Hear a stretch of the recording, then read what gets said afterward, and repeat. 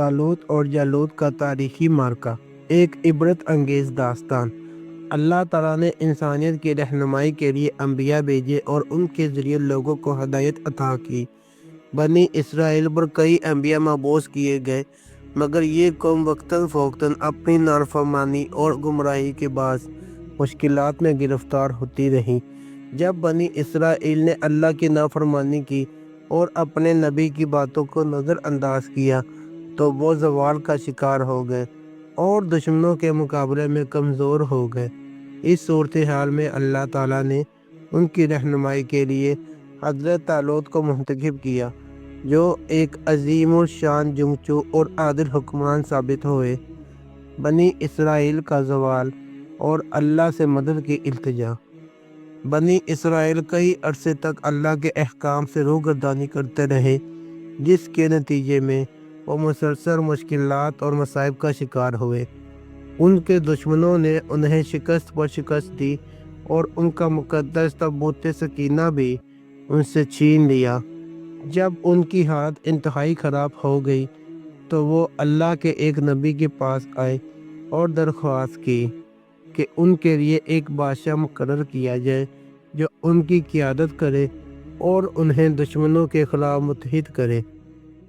طالوت کا انتخاب، اللہ کا فیصلہ۔ بنی اسرائیل چاہتے کہ ان کے بادشاہ کا تعلق کسی بڑے قبیلے سے ہو اور وہ ایک امیر اور بااثر شخصیت ہو، مگر اللہ تعالیٰ نے ان کے لیے طالوت کو منتخب کیا، جو ایک عام مگر نیک سیرت اور بہادر شخص تھے۔ بنی اسرائیل نے اس فیصلے پر اعتراض کیا اور کہا کہ طالوت نے کسی بڑے قبیلے سے نہیں ہے، نہ ہی وہ کوئی دولت مند آدمی ہے، پھر انہیں بادشاہ کیسے بنایا جا سکتا ہے؟ اللہ کے نبی نے ان سے فرمایا کہ اللہ نے طالوت کو علم، حکمت اور جسمانی طاقت میں تم سب پر فوقیت دی ہے، اور یہ کہ اللہ جسے چاہے بادشاہی عطا کر سکتا ہے۔ اس کے بعد اللہ کی قدرت سے تابوت سکینہ بنی اسرائیل کو واپس ملا، جو ان کے لیے ایک نشانی تھی کہ طالوت کو اللہ نے منتخب کیا ہے۔ یہ دیکھ کر وہ خاموش ہو گئے اور طالوت کی قیادت کو قبول کر لیا۔ طالوت کا لشکر اور آزمائش۔ طالوت نے جب اپنی فوج تیار کی تو وہ بنی اسرائیل کو لے کر دشمنوں کی طرف روانہ ہوئے۔ راستے میں اللہ نے ان کی آزمائش کا فیصلہ کیا تاکہ معلوم ہو کہ کون واقعی اللہ کے حکم پر چلتا ہے اور کون کمزور ایمان رکھتا ہے۔ طالوت نے اپنی فوج سے کہا کہ وہ ایک دریا کے پاس پہنچیں گے اور اللہ نے انہیں آزمائش میں ڈالا۔ جو لوگ دریا کا پانی پئیں گے وہ میرے ساتھ نہیں رہ سکتے، اور جو صرف ایک چلو بھر پانی پئیں گے وہ پھر لشکر میں شامل رہ سکیں گے۔ یہ آزمائش بہت بڑی تھی۔ بنی اسرائیل کی اکثریت پیاس کی شدت کو برداشت نہ کر سکی اور دریا کا پانی جی بھر کے پی لیا، جبکہ صرف چند مخلص اور سچے ایماندار ہی ایسے تھے جنہوں نے حکم کی پاسداری کی اور صبر سے کام لیا۔ نتیجتاً طالوت کا لشکر بہت کم رہ گیا، مگر وہی اصل میں بہادر اور مخلص سپاہی تھے۔ جالوت کی فوج کے خلاف معرکہ۔ طالوت کا مختلف لشکر جالوت کی عظیم فوج کے مقابلے میں پہنچا تو بنی اسرائیل کے کچھ لوگ خوف زدہ ہو گئے۔ انہوں نے کہا کہ ہم اس زبردست اور طاقتور فوج سے کیسے مقابلہ کریں گے؟ مگر وہ لوگ جو ایمان میں پختہ تھے، انہوں نے کہا کہ اللہ کی مدد ہمیشہ ان کے ساتھ ہوتی ہے جو صبر کرتے ہیں اور اس پر بھروسہ کرتے ہیں۔ یہ وہ لمحہ تھا جب حضرت داؤد علیہ السلام، جو اس وقت ایک نوجوان چرواہی تھے، سامنے آئے اور جالوت کو قتل کرنے کا ارادہ کیا۔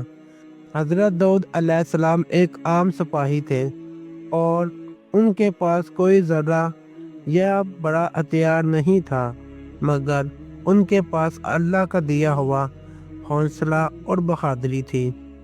حضرت داؤد علیہ السلام کا معجزہ اور جالوت کی ہلاکت۔ جالوت ایک نہایت ظالم اور جابر بادشاہ تھا جس کی فوج میں بے شمار جنگجو شامل تھے۔ وہ نہایت طاقتور اور جنگی مہارت میں ماہر تھا، مگر اللہ کی مدد حضرت داؤد علیہ السلام کے ساتھ تھی۔ حضرت داؤد علیہ السلام نے اپنی گوپن ایک قسم کی گلیل سے جالوت پر ایک پتھر پھینکا جو اس کے ماتھے پر لگا اور وہ وہیں گر کر ہلاک ہو گیا۔ اس کے مرتے ہی اس کی فوج میں بھگدڑ مچ گئی اور بنی اسرائیل کو فتح حاصل ہوئی۔ طالوت کی فتح اور داؤد علیہ السلام کی بادشاہت، یہ فتح بنی اسرائیل کے لیے ایک بڑی خوشخبری تھی، اور اس کے بعد حضرت طالوت نے کامیابی سے حکومت کی۔ بعد میں حضرت داؤد علیہ السلام کو نبوت اور بادشاہت عطا کی گئی اور وہ ایک عظیم حکمران بنے۔ حضرت داؤد علیہ السلام کی حکمرانی میں بنی اسرائیل کو عظیم کامیابیاں نصیب ہوئیں اور ان کا اقتدار مزید مضبوط ہوا۔